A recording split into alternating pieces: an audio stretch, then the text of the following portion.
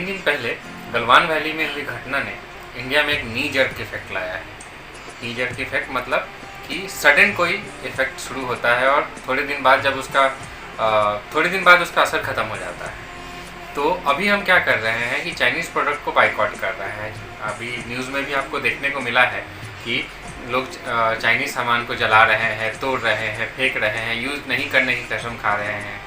तो ये भगवान करे बहुत दिन तक चले, हमेशा चले, लेकिन अगर ये छोटे समय तक चल के ख़त्म हो जाता है तो इसका इस आंदोलन का कोई असर फ़ायदा नहीं होने जा रहा है।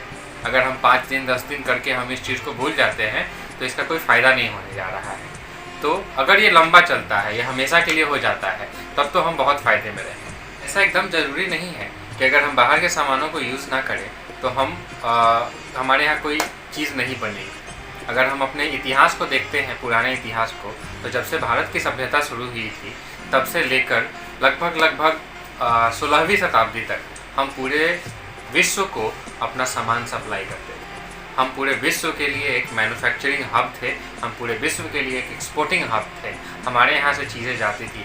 यही वो कारण है जिसको देखकर बाहर से आक्रांता हमारे यहाँ आते थे, चाहे वो एंशिएंट इंडिया में आए हो या मेडिवल इंडिया में आए हो या सबसे मॉडर्न इंडिया में जो अंग्रेज़ आए या फ्रांसीसी आए या पुर्तगीज़ आए, जो भी आए, सिर्फ उन्होंने यही देखा कि हमारे यहाँ एक मैन्युफैक्चरिंग हब है। हम चीज़ों को बेहतर बनाते हैं, हम चीज़ों को टिकाऊ बनाते हैं, हम चीज़ों को बहुत बड़े क्वांटिटी में बनाते हैं ताकि जिससे पूरे वर्ल्ड का काम चल सके।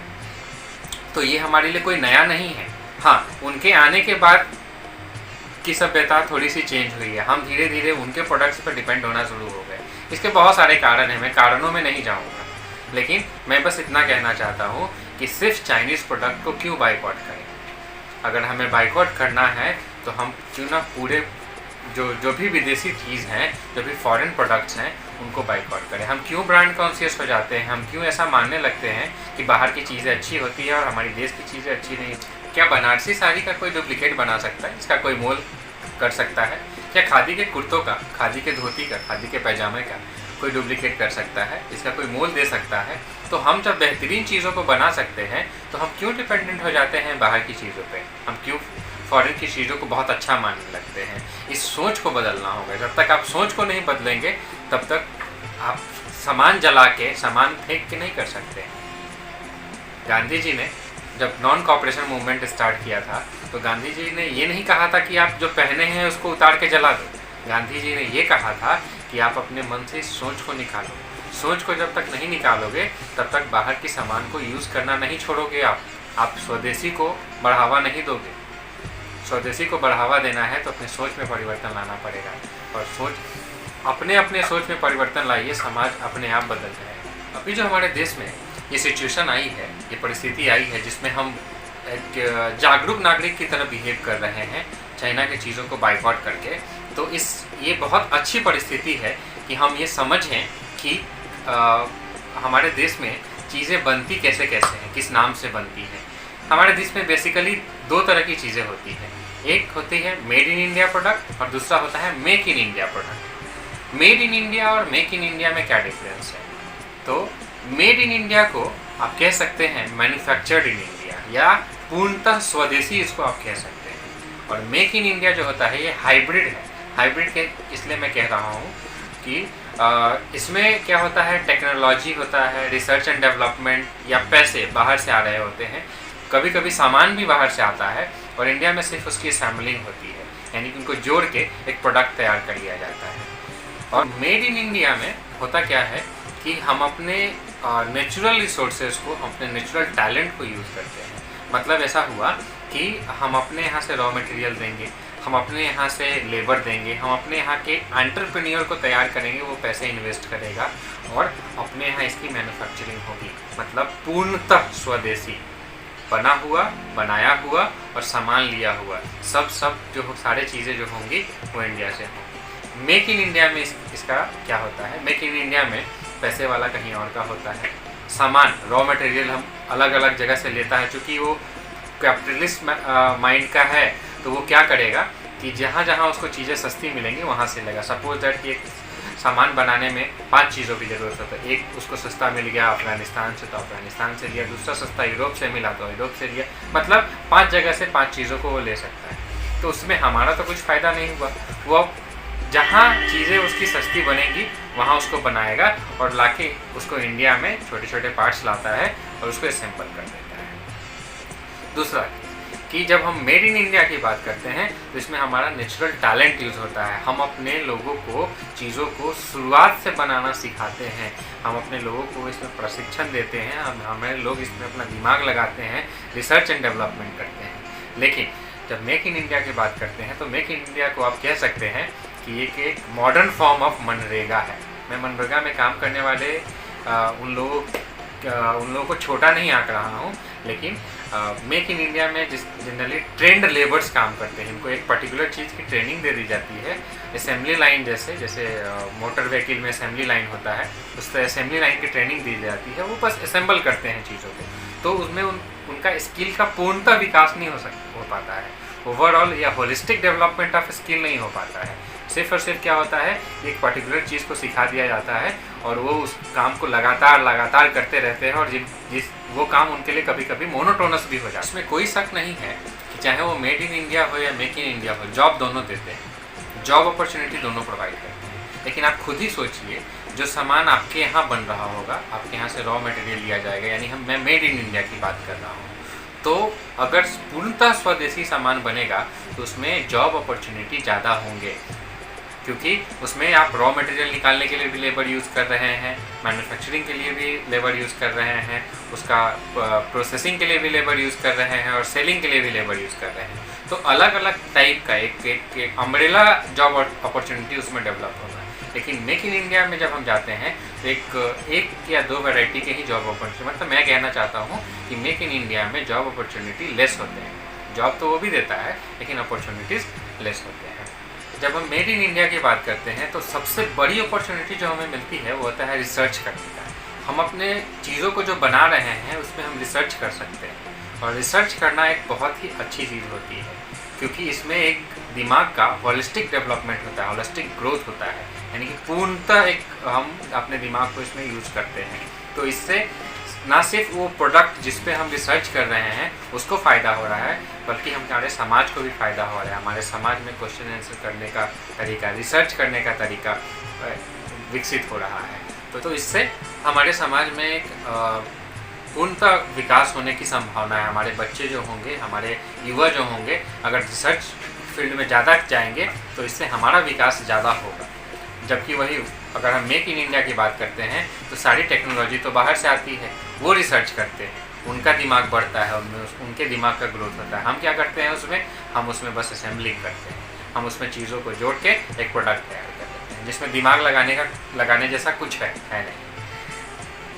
अगर हम जीडीपी की बात करते हैं तो नो डाउट जो बाहर से कंपनीज आ रही हैं उनके पास बहुत पैसे हैं, वो बहुत बड़े कैपिटल इन्वेस्टर्स हैं, तो वो यहाँ आके बड़ा प्रोडक्शन हाउस खोल सकते हैं। लेकिन हमारा जीडीपी का ग्रोथ तब होगा जब हमारे यहाँ के लोग कमाना शुरू करेंगे और टैक्स देंगे, क्योंकि हमारे यहाँ के लोग, हमारे अपने लोग जब कोई कंपनी खोलेंगे, जब कोई प्रोडक्ट तैयार करेंगे तो उसमें टैक्स जो देंगे वो एक तो पूरी तरह टैक्स देंगे, और प्रॉफिट भी जो होगा, अगर मान लीजिए 100% प्रॉफिट भी वो कंज्यूम कर रहे हैं तो अपने देश में ही कंज्यूम करेंगे, वो बाहर नहीं ले जाएंगे। जबकि वो बड़े कंपनी जो बाहर से आती है वो क्या करती हैं कि प्रॉफिट का एक कुछ परसेंटेज जो है वो अपने यहाँ लेके जाती हैं, क्योंकि वो हैं यहाँ की नहीं, वो बाहर से आई हैं, तो वो प्रॉफिट का कुछ परसेंटेज बाहर लेके जाती हैं। मतलब हमारे पैसे, हमसे कमाए हुए पैसे उनके थ्रू बाहर चला जाता है। मेड इन इंडिया का एक और फ़ायदा ये है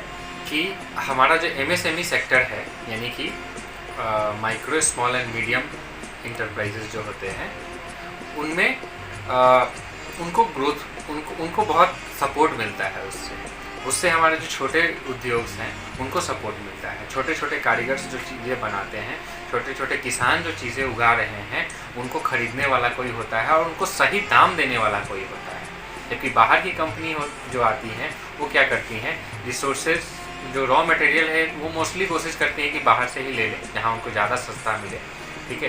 तो या तो सस्ता के चक्कर में वो हमारे छोटे उद्योगों पे फोर्स डालती हैं, सस्ता बेचने के लिए फोर्स करती हैं, दबाव डालती हैं, या फिर अगर हमारे उद्योग या हमारे किसान उसको सस्ता नहीं बेच पाते हैं तो वो उनको कहीं बाहर से खरीद लेते हैं। उनके पास ऑप्शन होता है क्योंकि वो बाहर घूम रहे होते हैं, तो उनके पास ऑप्शन होता है।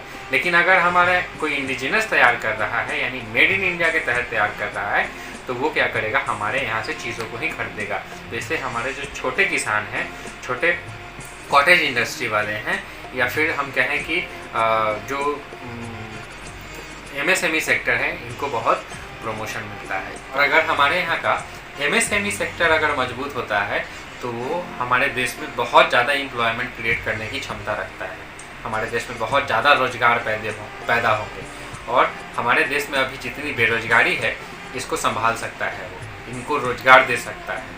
तो मेड इन इंडिया जो है वो हमेशा बेहतर होता है मेक इन इंडिया के कंपैरिजन में। भारत की सरकार भी जो है, जितनी भी सरकारें अभी तक आई हैं, सबने कहीं ना कहीं कोशिश किया है कि मेड इन इंडिया को प्रमोट किया जाए। अगर आप एनुअल बजट देखेंगे तो आप उसमें एकदम इस चीज़ की झलक देख सकते हैं कि हर सरकार जो है ये कोशिश करती है कि मेड इन इंडिया को सपोर्ट किया जाए।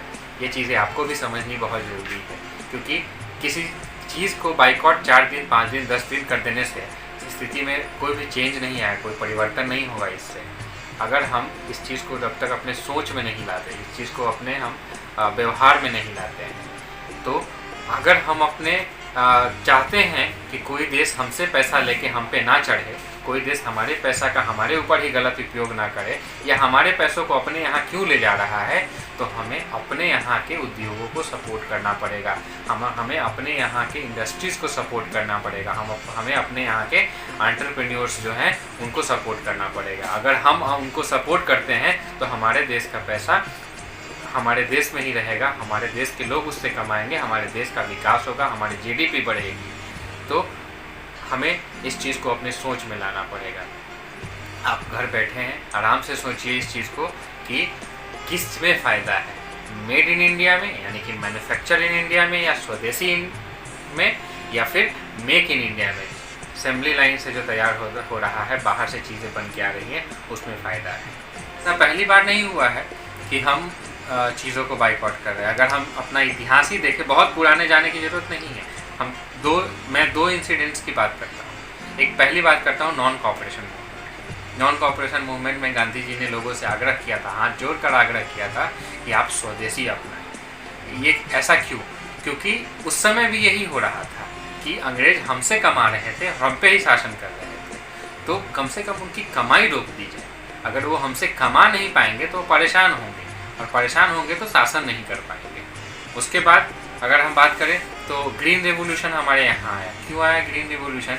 क्योंकि जब हम आज़ाद हुए तो हमारे हाथ में भीख का कटोरा था, हमारे पास खाने को कुछ नहीं था। हमारे यहाँ इतनी गरीबी थी कि लोग भूख से मर रहे थे। हमें लोगों के दूसरे देशों के दिए हुए दान वाले अनाज पे जीना पड़ रहा था, और हमें दान में क्या मिलता था? सुअरों के खाने वाला अनाज, जो कहीं किसी देश में सुअरों को खिलाया जाता है, वो हमारे लोगों को खाने के लिए दिया जाता था, और उसको लोग डोनेशन कहते थे। इस चीज़ को अपने आत्मसम्मान पे लिया, और डॉक्टर MS स्वामीनाथन के नेतृत्व में हमने ग्रीन रेवोल्यूशन चलाया अपने यहाँ। ग्रीन रेवोल्यूशन का फ़ायदा ये हुआ कि हम एटलीस्ट फूड में यानी कि अनाज में सेल्फ सफिशिएंट हो गए। अब हमें किसी के सामने कटोरा फैलाने की या सुअरों को खिलाने वाला अनाज खाने की ज़रूरत नहीं थी। जो वहाँ जानवरों को खिलाया जाता था वो अनाज हम खा रहे थे। अब हम अपने खेत में उगाया हुआ अनाज, अपने यहाँ का अच्छा अनाज खा सकते हैं। तो भाइयों, अभी भी समय है उसी चीज़ को दोहराने का। अगर वो चीज़ें पुरानी हो गई, इसका मतलब हर पुरानी चीज़ ख़राब नहीं हो जाती है। हमारे पूर्वजों ने बहुत अच्छे एग्जाम्पल सेट किए हैं हमारे लिए। ज़रूरत है उनको रिविजिट करने का, उनको वापस जाके देखने का, और उस चीज़ को अभी के समाज में अप्लाई करने का। तो आप जो कि चाइना ने हम पे अटैक किया, हमारे सोल्जर उसमें शहीद हो गए, इसका गुस्सा मत उतारिए। गुस्सा तो 2-4 दिन रहेगा और ख़त्म हो जाएगा। इसको अपनी सोच में लाइए, इसको अपने व्यवहार में लाइए कि बाहर की चीज़ें नहीं खरीदेंगे। हम जब भी खरीदेंगे तो अपने यहाँ का स्वदेशी ही खरीदेंगे। अगर आप इस चीज़ को सोच में लाएंगे तो हमारे यहाँ का स्वदेशी का डिमांड बढ़ेगा, और जब डिमांड बढ़ेगा तो हमारे यहाँ के एंटरप्रेन्योर्स जो हैं उनको भी टेम्पटेशन मिलेगा कि वो चीज़ों को बनाएं, अलग अलग चीज़ों को बनाएं। तो पहले इसका डिमांड बढ़ाना ज़रूरी है। हाँ, शुरुआत में थोड़ी दिक्कत होगी, स्टार्टिंग में चीज़ें नहीं मिलेंगी आपको, क्योंकि अभी हमें बहुत अच्छी अच्छी चीज़ों को यूज़ करने का आदत हो गया है। तो शुरुआत में तो दिक्कत होंगी, 4 साल 5 साल 6 साल दिक्कत होगा, लेकिन उसके बाद जब एक बार इंडिया में इंडियन प्रोडक्ट्स के लिए का डिमांड बढ़ जाएगा तो हमारे के लोग भी जो हैं वो इंडियन प्रोडक्ट्स बनाना शुरू करेंगे। तो थोड़े दिनों बाद आपको उसी क्वालिटी का जो आप अभी यूज़ कर रहे हैं बाहर की चीज़ों को, उसी क्वालिटी का इंडियन प्रोडक्ट्स भी मिलने लगेगा। तो थोड़ा कष्ट सही है और हमारे लघु उद्योग, हमारे घरेलू उद्योगों को प्रमोट